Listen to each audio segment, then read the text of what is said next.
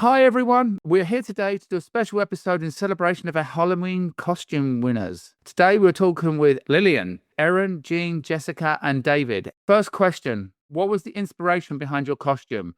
Definitely Drusilla's first episode, School Hard, that white dress and those nails. Something that James had told me before. He had always said I should try to play Medea. So I decided to do something classical and vampiric, and it was all I could find. I wanted to do something that was mostly makeup. And normally I like to do the ugliest I can find, just to kind of disguise who I am. This time, I don't consider Mrs. Roper ugly. I think she's beautiful. I just really wanted to try a red wig just to see what that was like. I normally don't wear wigs. And Juliet wears all these wigs when she does her little clips. I kind of was inspired by that. I like to disguise myself so people go, oh, that was you? And I'll go, yeah, that was me. Jessica, you were a Drew. What was your inspiration? Her wardrobe is very iconic. Every piece she has is so beautiful. I just wanted to create something else that I think that, okay, maybe she would wear something like this. I just was looking at the way her clothing drapes on her body, the types of brocade that she wears, the types of lace. And I just wanted to see if I could come up with something that would feel very Drusilla. Did you make some of that stuff yourself? I sourced a lot of vintage pieces. So basically, I just looked through what different brands they use on the show. And for years, I've just been looking for different pieces that would fit either Drusilla or Buffy or just whatever outfit it might be. I don't necessarily want the exact pieces, though. David, you did make all of your stuff. Can you talk about that? It's such a beautiful piece. Yeah, originally I'd gone through all the promotional photos and obviously all the episodes because I wanted to know like exactly where the costume was themed, because a popular one that I've seen a lot of people do was the night dress, and I wanted to do something a little bit different. So the underlayers of it is purple, but all over it is actually black. So I used a lot of brocade from the waist down and a lot of chiffon. It reminds me of medieval. So I love that like medieval historical side to it. And then very briefly, you see a lot of gold spikes. Obviously, it was on purpose, but I like to think of it like as if it was a reference to Spike as the character itself and have that incorporated into the original costume. It took a long time to actually find a good length of gold spike beads to surround all the waistline. It's basically like 3 skirts, the top layer, and then from the waist down as well. I love that medieval side, like with the puffed up sleeves, but also like the bat wings from the elbow to the wrist. It's like bat wings. So that was inspiration mostly from the promotional photos of Juliet Landau as Drusilla. It's a stunning piece. I've seen it in real life and it's incredible. You know, both Juliet and James were offered their wardrobe at the end of the show and they didn't take it. And do you want to know something really crazy? What James told me? That leather coat sold for $250,000.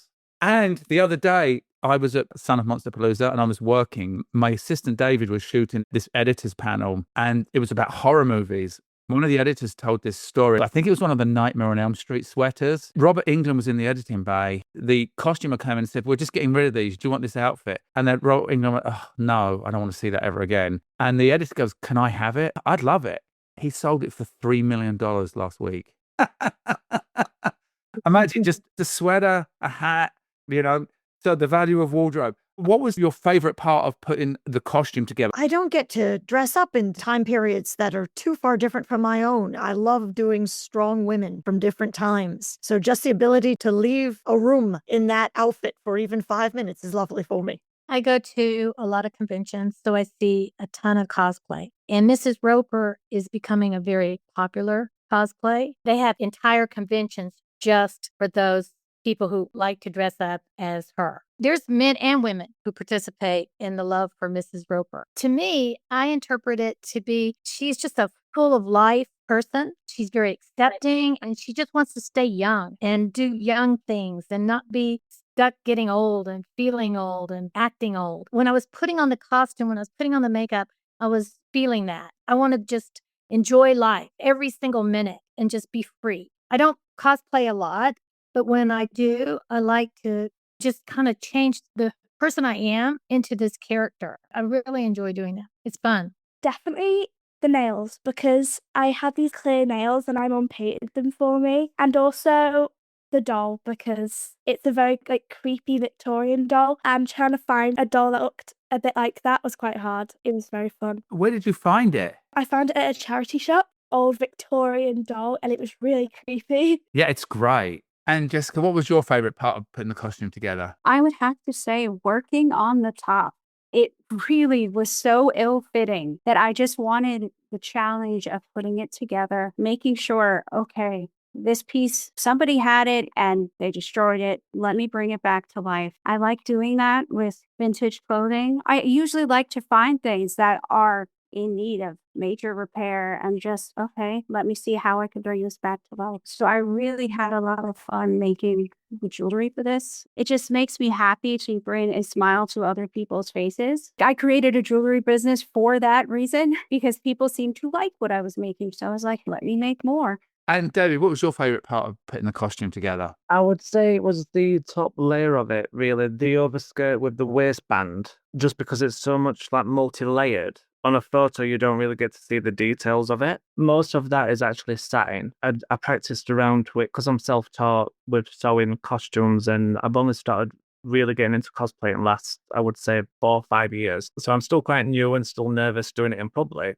Do you know what's actually funny is last year I went to San Diego Comic-Con working for the costumers and they sponsor the costume competition at San Diego Comic-Con. What's interesting, I was speaking to them afterwards and I said, have you ever hired people? And they're like, we hire people all the time for films. I think some people who worked on Megan 2.0 were literally from San Diego Comic-Con the year before. Isn't that amazing? I can see that you could actually have a career in making costumes. Your character, is she an Egyptian queen? Yes, I was going for that. An Egyptian vampire queen? Yes, I know that doesn't come from anything, but I thought it would just be fun. Well, there is maybe arguably one, right? Anne Rice is Queen of the Damned. Oh, that's true. Okay, yes. I kind of love the feel of that. It was very dramatic and powerful, and she was very pretty, kind of dangerous. Was that what you were going for? Yes, and I do love the Gothic genre for what it can get away with, how it was opposition to its times, particularly for women. And I was thinking of that same is true in Shakespeare. So I was sort of combining the two in that idea. I love it.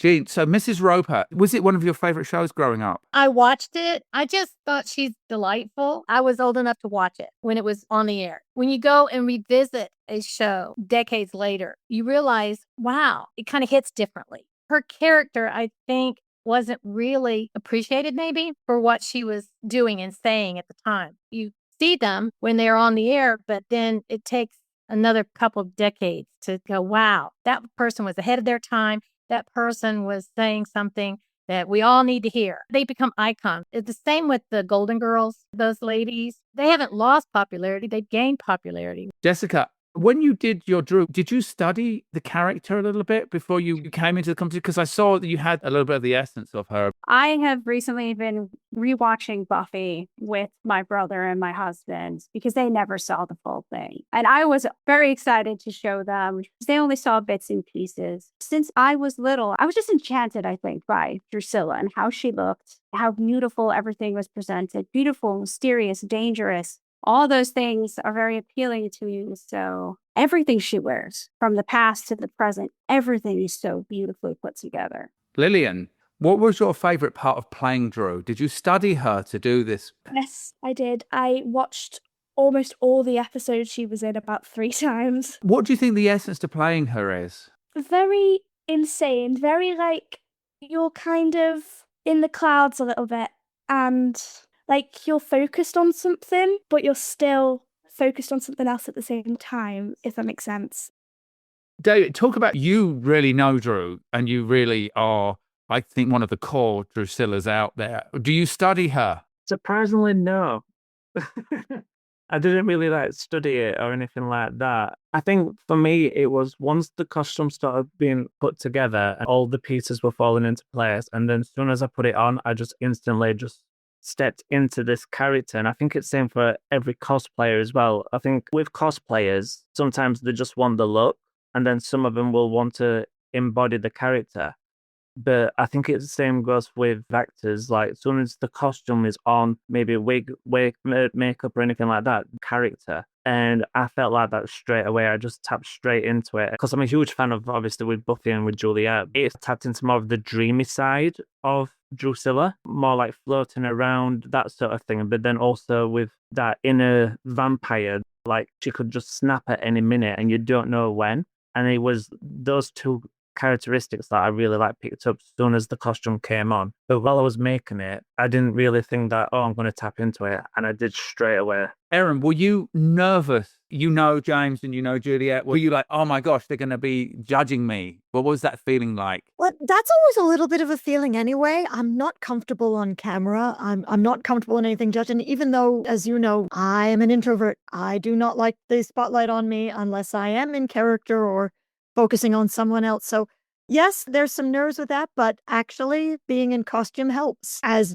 David, you were just saying, it brings out other sides of you that you don't get to show other places. So if I have to be center of attention, I would love to have a hat and a cape. Were you nervous about being in the competition? Yes, I was. I thought I was going to come maybe fifth or something, or absolutely nothing.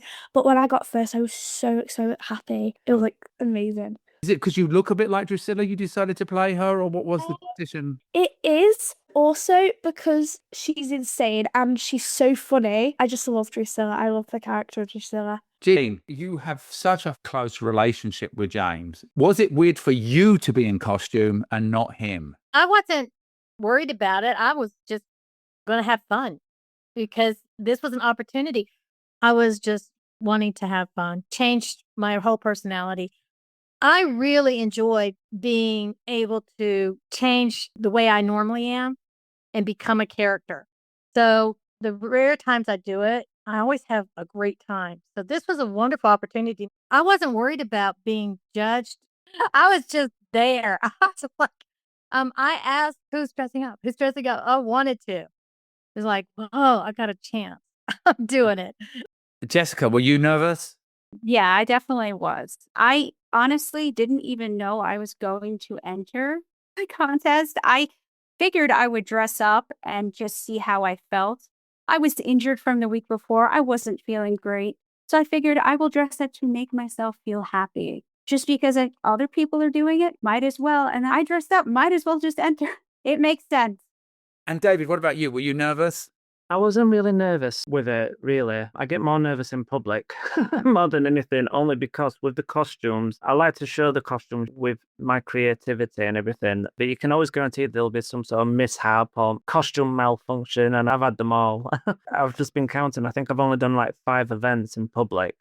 And one of them was the costume that I made for the competition, the Drusilla dress. And I even had a couple of little mishaps with that. While I was at home, in my own comfort zone, I really don't mind. Because whatever costume I make, I prefer to take the photos myself and just be comfortable in my own comfort zone and have that compared to if I was in public. As much as I love it, once I'm in it, whether I'm in the character or I'm in that environment where there's many other people in costumes, I'm not the only one, I'm fine. I wasn't at all nervous. Lillian, when we counted it down and we were like, this is number 3, this is number 2, what was it like when you found out you won? Insane. I thought they announced second place. I was like, I'm not going to get first place. And when they announced that I'd won, I was so insane and I was so happy.